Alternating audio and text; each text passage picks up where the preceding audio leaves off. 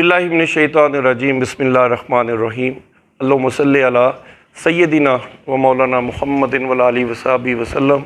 Dear students, Assalamu alaikum. I am Professor Chaudhry Tanveer Ahmed, Principal Tanveer Academy of Commerce. आज MBF money portion का एक question है हमारे पास, what is inflation, inflation किसको कहते हैं। तो सबसे पहले तो हम इन्फ्लेशन को देखते हैं कि इन्फ्लेशन होता क्या है। स्पेलिंग से समझा दें पहले आपको, जी स्पेलिंग से समझा देते हैं। INFLATION क्या बन गया, इन्फ्लेशन बन गया। तो inflation is an increase in prices. जनाब इन्फ्लेशन एक ऐसी सिचुएशन है, a situation where the prices are increased, a situation where the prices are increased and note or currency is excessive than the trade need of the country। Inflation के अंदर currency जो है वो आपकी trade need से ज़्यादा circulation में लगी है। और inflation in other words we can say it is a flood of money in the economy. मईशत के अंदर पैसों का एक सैलाब आया हुआ है। And in inflation we buy lesser limited goods and services. हम लेसर गुड्स और सर्विसेज बाई करने की पोजीशन में होते हैं बिकॉज ऑफ इन्फ्लेशन। अफराते ज़र inflation add burden to people, लोगों के ऊपर माशी बोझ का बायस बनता है inflation. In inflation taxes, that is direct taxes and indirect taxes, both are increased. Increase in the cost of production, production cost क्या हो जाती है, इंक्रीज हो जाती है, जिससे कॉस्ट पुश इन्फ्लेशन आता है। और income of the people also increase, जिससे डिमांड पुल इन्फ्लेशन क्रिएट हो जाता है। Over value of the goods and services, goods और सर्विसेज की वैल्यू बढ़ा चढ़ा के पेश की जाती है, जिससे प्राइसेस ज़्यादा होने से लेसर जो है ना गुड्स एंड सर्विसेज फिर हम बाई करते हैं with big amount of money. और ओवरऑल हम कह सकते हैं कि it is not in favour of public as well as government, not in favour of public as well as government. तो उम्मीद है जी इन्फ्लेशन के मैनी और मफहूम इन्फ्लेशन के स्पेलिंग से हमें समझ में आ गए हैं। अपने असल क्वेश्चन की तरफ चलते हैं। हमारे क्वेश्चन के अंदर 3 हिस्से हैं।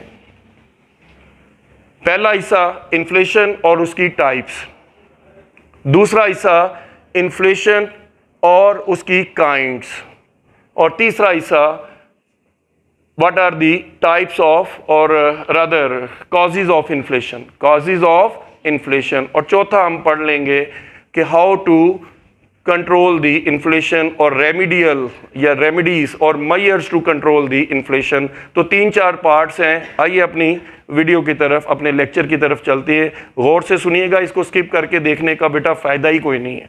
तो लिहाजा जो चीज़ आप पढ़ेंगे, सुनेंगे, सीखेंगे, समझेंगे, वो स्किप किए बगैर देखिएगा, ताकि आप लोगों को इंटरेस्ट आपके अंदर जो है पैदा हो जाए। तो देखिए मीनिंग, सबसे पहले मीनिंग और इंट्रोडक्शन। वैसे तो इसी से आपकी बात समझ में आ गई होगी, लेकिन मज़ीद इसको इल्यूसिडेट करता हूँ। The word inflation means to inflate. Inflate का मतलब होता है बढ़ाना, और टू रेज करना, और टू इंक्रीज। तो इन्फ्लेट का लफज, रेज का लफज या इंक्रीज का लफज इन्फ्लेशन में जाएगा। दूसरे लफ्ज़ों में इन्फ्लेट करने से क्या चीज़ इन्फ्लेट कर रहे हैं, बढ़ा रहे हैं, किसकी, ज़र की सर्कुलेशन मुल्क के अंदर। तो वो देखिए, when the quantity of money in circulation, जब हमारे मुल्क में अफराते ज़र हो जाता है, that increase beyond the requirement of trade, जो कि हमारी ट्रेड नीड से क्या है, ज़्यादा है, जैसे कि मैंने यहाँ पर बताया आपको। Then in that case the general level of prices increase, हमारी जो जनरल प्राइसेस हैं या average price of the goods that will be increased, and as a result of this inflation will be merge, मुल्क के अंदर inflation आ जाएगा। दूसरे लफ्ज़ों में ज़र की रसद बढ़ने से क्या होगा, लोगों की बाइंग पावर बढ़ेगी। बाइंग पावर, परचेजिंग पावर बढ़ने से कीमतें जो हैं वो ज़ाहिर बात है वो ज़्यादा डिमांड करेंगे, और डिमांड ज़्यादा होने की वजह से लोग जो हैं वो ज़्यादा से ज़्यादा चीज़ें डिमांड करेंगे, लेकिन सप्लाई अगर कांस्टेंट है तो प्राइस विल बी इंक्रीज्ड। तो इसी चीज़ को मैं एक एग्जांपल से बताता हूँ। اور لیکن اس سے پہلے کرکس یہ نکالیں ہم نے کہ persistent rise in the general price level that is inflation. Focus کیجئے گا ان چیزوں کو.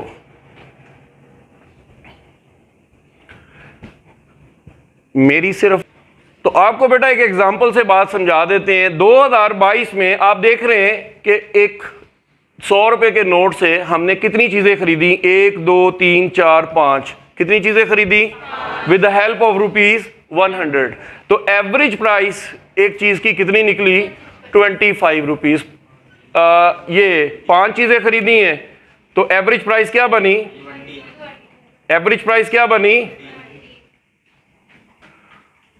سرکولیشن میں ہمارے پاس کتنے پیسے ہیں بیٹا؟ 100 روپے. اور ان 100 روپے کی مدد سے ہم نے کتنی آرٹیکلز پرچیز کی ہیں؟ کتنی گوڈز پرچیز کی ہیں؟ 5. ایوریج پرائس پر آرٹیکل پر گوڈ کتنی ہے؟ ایک چیز کتنے کی پڑی ہے؟ 20 روپے کی. ازیوم کر لیں کہ 2023 آ گیا اور 2023 میں ایک چیز یہاں سے غائب ہو گئی. کتنی چیزیں رہ گئیں؟ 4. اب وہی 100 روپے کے نوٹ سے آپ کیا کر رہے تھے؟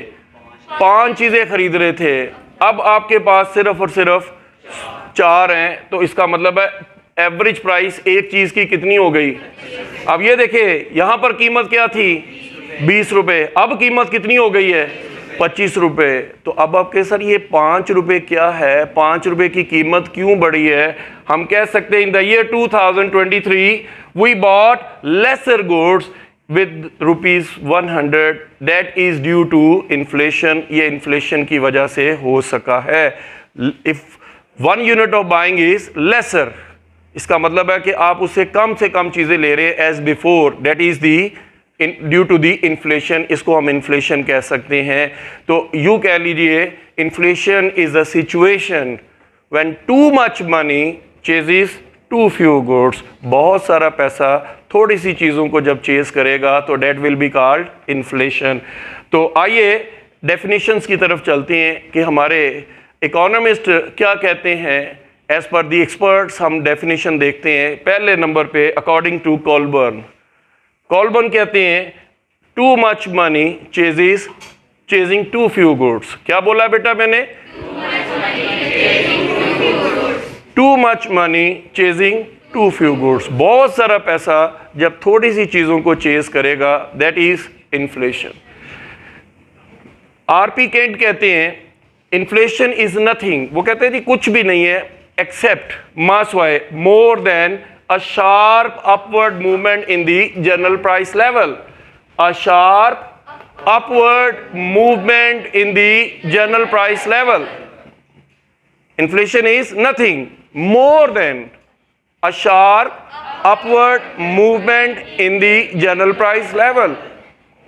According to Professor Keynes, Keynes کیا کہتے ہیں؟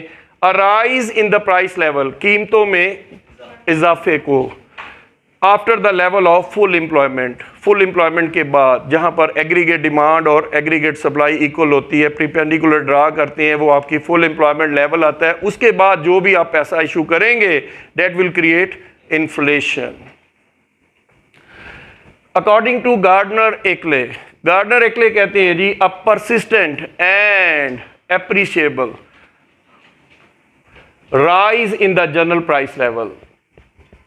rise in the general price level. ساری ڈیفینیشنوں میں سے ایک ہی بات سمجھ آئی ہے. when the prices are increased this situation will be inflation. اور یہ کیوں ہوا؟ اس کے پیچھے ایک ہی وجہ ہے an excessive supply of money more than the trade needs. جو ٹریڈ نیڈ سے زیادہ پیسہ ہوگا that will create inflation. تو دو باتیں آئیں. ایک افراط زر مطلب نوٹ کثرت سے جاری ہو گئے, کرنسی ٹریڈ نیڈ سے زیادہ ہو گئی, اور دوسری پرائسز آر انکریزڈ. بس یہ دو چیزیں ہیں جو ہم نے ابھی تک ڈیفینیشن سے کنکلوڈ کی ہیں.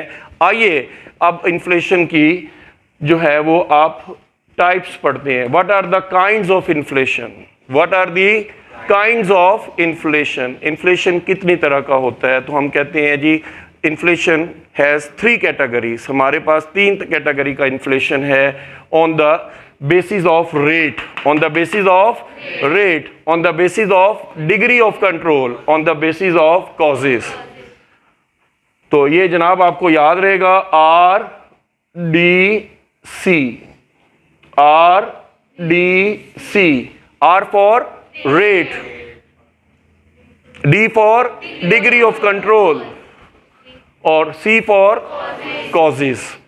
آر ڈی سی یاد رکھیے گا. تو آر فار ریٹ. اب یہ دیکھیے ریٹ میں کیسے میں نے کہا ہے کہ دیکھیے سب سے پہلے آپ ایک بچے کی مثال لیں. انفلیشن بھی ایک چھوٹا سا بچہ تھا لیکن بعد میں جب گرون اپ ہوا تو اس کی کیا شکل نکلی ہے یہ بھی آپ کو سمجھاتا ہوں. اگر آپ غور سے دیکھیں تو ایک بچہ دنیا میں جب آتا ہے تو پہلا جو سٹیپ ہوتا ہے اس کا, جب وہ چلنے سے پہلے وہ کیا کرتا ہے؟ کریپنگ کرتا ہے, کرالنگ کرتا ہے, کریپنگ کرتا ہے. پھر اس کے بعد 2 سال کا جب ہو جاتا ہے تو وہ کیا کرتا ہے؟ واکنگ شروع کر دیتا ہے. 5 سال کا ہوا, 7 سال کا ہوا تو اس نے کیا کرنا شروع کر دیا؟ واکنگ سے رننگ کرنی شروع کر دی. اور پھر وہ جناب ماشاءاللہ آپ جتنا ہو گیا بچہ ماشاءاللہ 17 اور 18 اور 20 ایئرز کا ہو گیا, گیلپنگ, اس نے چھلانگیں لگانا شروع کر دی. تو کتنی سٹیجز تھیں؟ کریپنگ, بچوں یہی نہ لکھ دوں میں؟ چلیے یہی ہے جناب. یہ دیکھیے creeping inflation, rate of inflation کی بات کر رہے ہیں کہ when there is a rise in the prices up to 2%, when there is a rise in prices up to 2%, that is called creeping inflation. When there is a rise in prices up to 5% per annum, that is called walking inflation.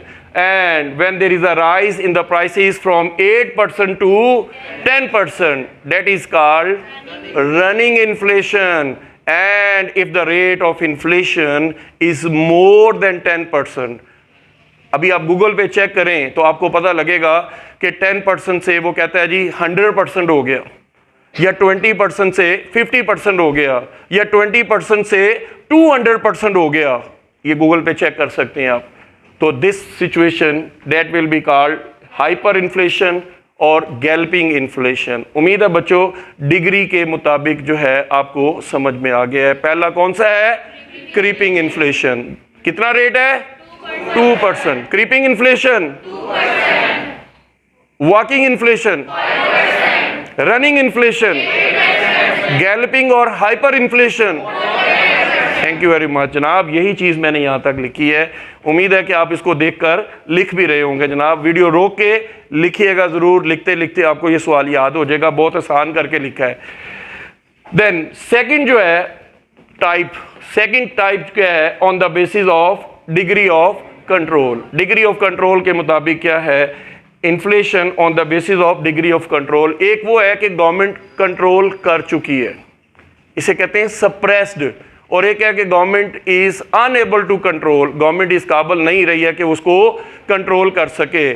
when the government is unable to control or the government has failed to control the inflation, that is called open inflation. حکومت inflation کو control کرنے میں ناکام ہو گئی ہے تو ہم کہتے ہیں اوپن انفلیشن ہے.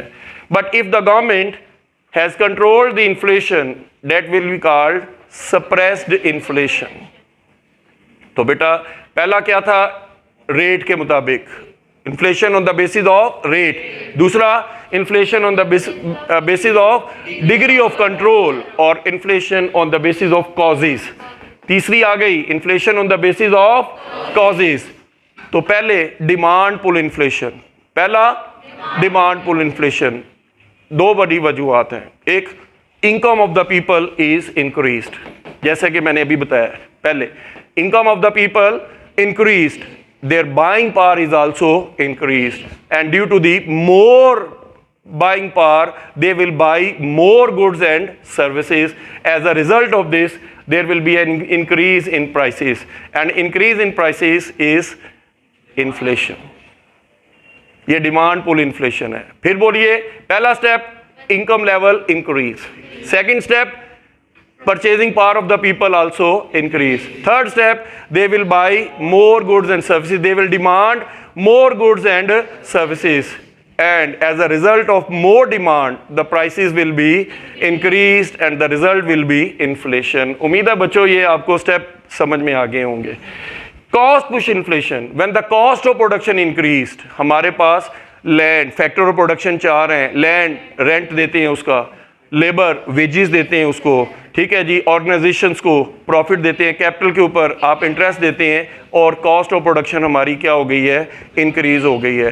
When the cost of production is increased the prices will also be increase. तीसरे नंबर पे है profit induce. Sometime the businessman include extra or they want to earn extra profit more than the normal limits. They want to earn abnormal profit. वो ज़्यादा से ज़्यादा profit कमाना चाहते हैं बिजनेस में. और जैसे कि हमारे यहाँ पर रमज़ान शरीफ में देखिए कई लोगों ने कीमतें खजूर की बढ़ा दी, बेसन की कीमत बढ़ गई, और जो भी अशिया खुर्दो नोश है वो कोई ईदें वगैरह त्यौहार वगैरह देखते हैं वो कीमतें क्या कर देते हैं, बढ़ा देते हैं. तो रिजल्टेंटली इसको कहते हैं profit induce inflation. Profit induced inflation. Monetary inflation, देखिए बेटा मॉनेटरी पॉलिसी के बारे में प्रोफेसर हैंसन का कहना है कि monetary policy is concern with the fact that how much wealth should be in the hands of people. Mali policy का तल्लक हुकूमत के इस फैसले के साथ है कि किसी मुल्क की अवाम के पास किस कदर मालो ज़र होना चाहिए, और perhaps much better to say whether to increase और to decrease the purchasing power of the people, कि आया कि लोगों की क़ुव्वत ख़रीद को बढ़ाया जाए या घटाया जाए. तो ये हमारी मॉनेटरी है, मॉनेटरी पॉलिसी है. तो मॉनेटरी पॉलिसी के अंदर जो है वो यही है कि मॉनेटरी एक्सपेंशन है, ज़्यादा से ज़्यादा नोट जो है वो इशू हो गए हैं, और ज़्यादा नोट इशू होने से लोगों की डिमांड जो है वो परचेजिंग पावर क्या है, हाई हुई. परचेजिंग पावर ज़्यादा होने से डिमांड क्या हो गई, बढ़ गई है, और इससे इन्फ्लेशन आ गया है प्राइसेस बढ़ने की वजह से. बजटरी इन्फ्लेशन, बजट हमारा हर साल खसारे का बनता है पाकिस्तान में ख़ास तौर पे. क्यों?